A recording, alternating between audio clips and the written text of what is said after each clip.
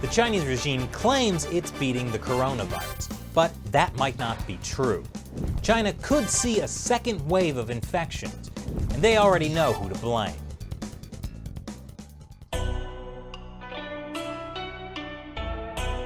Welcome back to China Uncensored. I'm Chris Chappell. The coronavirus is now spreading across the globe, or as I'm now calling it, the CCP coronavirus. That's because it wouldn't be spreading across the globe if the CCP, the Chinese Communist Party, hadn't covered it up for 6 weeks starting in early December. The CCP's incompetence endangered the world. But that article is more than a month old now. The new narrative we're all supposed to believe is that the Chinese Communist Party is winning the battle against the coronavirus in China. That's why on March 10th, Chinese leader Xi Jinping visited Wuhan, the epicenter of the outbreak. This footage was broadcast on Chinese state television and also pushed to Western media outlets like Reuters, who repeated the same propaganda. His arrival in the city where coronavirus is understood to have taken hold late last year could suggest China is about to declare victory in the battle. Wow, Xi Jinping must be really confident that the virus has been defeated. At least you'd think that if you didn't know that he never actually visited hospital workers in Wuhan. He was talking to them through a screen, which he also did not touch. A week or so later, state-run media reported that Wuhan saw no new cases of the coronavirus. This is important news. It supports the Chinese Communist Party's propaganda narrative that they have defeated the coronavirus.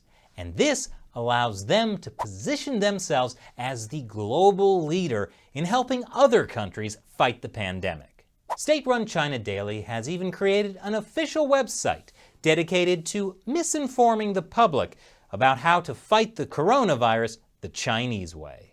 And guess what? It's working! Gosh, Italy, you're so smart to listen to the Chinese Communist Party. Please, ignore how their incompetence is the reason your citizens got infected in the first place.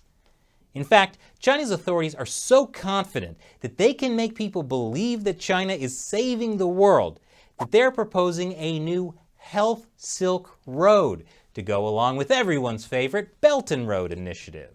But the Communist Party's new propaganda narrative that it's beating the coronavirus is going to backfire. China is most likely going to see a second wave of the coronavirus outbreak. Maybe they already have, and we just aren't being told about it. See, during the CCP coronavirus outbreak, half of China was put on some sort of lockdown. People weren't going to work. The Chinese economy has been shrinking badly. But an economic slowdown threatens the CCP's legitimacy, which is based on the promise of making people rich. So, the CCP is now facing a tough choice. Continue strict safety measures to protect the people, or tell them to resume work to protect the CCP. Just kidding, it wasn't a tough choice.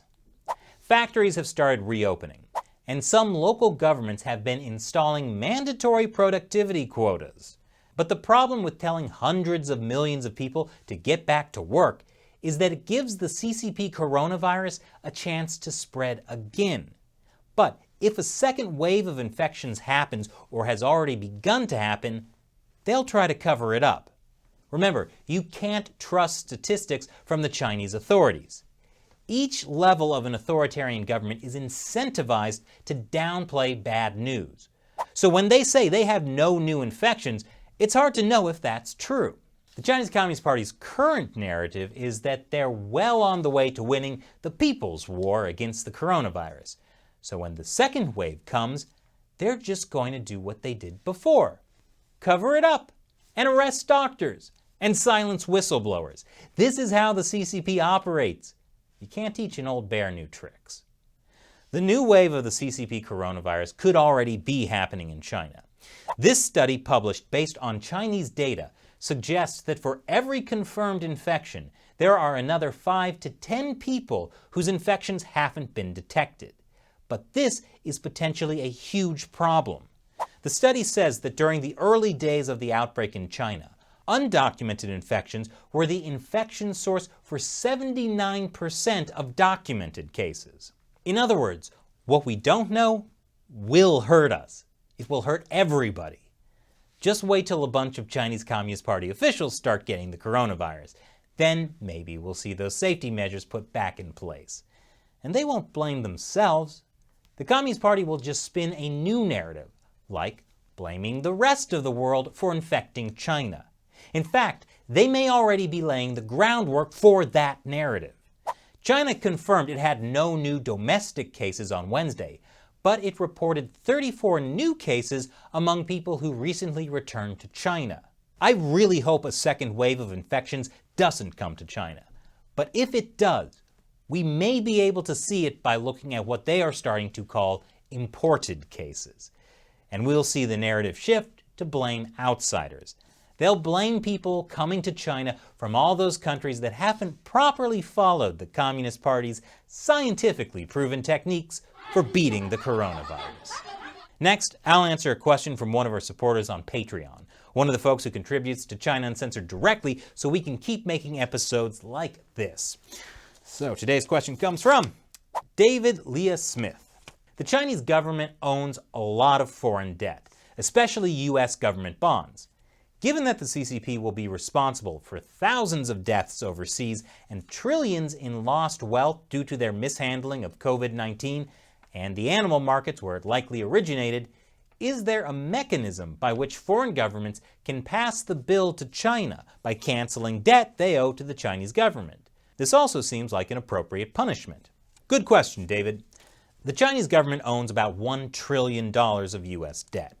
In theory, the US government could say that they won't pay back any US Treasury bonds held by the Chinese government. But the US government would never do this. It's too dangerous. The US has a proud history for more than 200 years of never defaulting on its debt. That's why Americans and people around the world continue to buy US debt at low interest rates. It also allows Congress to spend limitless amounts of money by raising the debt ceiling. So it's not worth $1 trillion just to punish the Chinese regime. Also, if we did that, the Chinese regime would fight back. And they play dirty. They have tools they could use to tank the US stock market, or interrupt our electricity grid, or a bunch of other things we don't even know about. This is not a game we want to play. The best solution is not to explicitly punish the Chinese regime, but to get US companies to stop manufacturing stuff in China, and to gradually decouple the US and China's economies. Then at least we won't be propping up that regime with our money. Thanks for your question, David. And thank you to everyone for watching. Be like David and go to patreon.com/ChinaUncensored. Contribute $1 or more per episode so we can continue to cover the coronavirus, despite getting demonetized by YouTube. Once again, I'm Chris Chappell. See you next time.